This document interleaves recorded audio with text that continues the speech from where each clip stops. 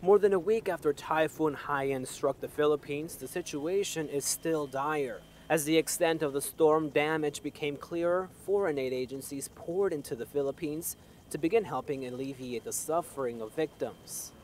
But Malteser International was already on the ground by the time the storm hit.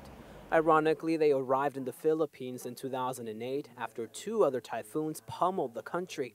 Since then, they've been leading health and risk prevention programs in the poorest areas.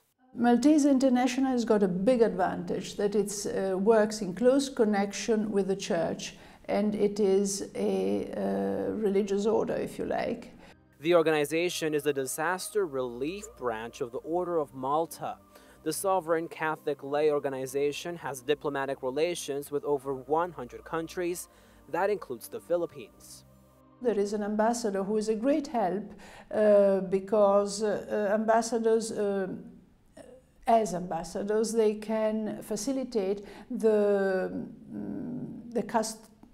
customs procedures of help that comes in. They have a team of 25 people on the ground, and they've distributed 3 tons of medicine so far. But their work is not focused on Tacloban, the coastal city worst affected by the storm. Malteser International very often, instead of focusing where everybody else is focusing, tends to also take into considerations nearby places which are less accessible but just as badly hit, and which don't get all the interest and especially don't get all the help that's necessary.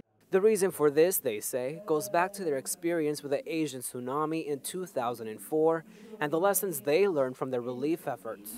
The victims living on the coast got most of the attention and, as a result, most of the help, while the rest were neglected. Malteser International realized that the people who were immediately behind these, let's say, rich victims had also been hit badly by the tsunami, not directly by the waves, but by the consequences. You know, their fields had been flooded, etc., etc. And they, all of a sudden, they were the poor people because they actually needed help too, but nobody had thought of helping them. To date, Malteser International and the Order of Malta have distributed emergency kits with food and medicine to over 1,000 families. They work closely not only with their local affiliate in the Philippines, but also with Caritas and the Catholic Church to coordinate their efforts. As the emergency relief dwindles, Malteser International will remain in the country for a while. As with other natural disasters, they will also provide psychological help. Most importantly, they will train local people to carry out that work. That way, the help can continue long after the volunteers are gone.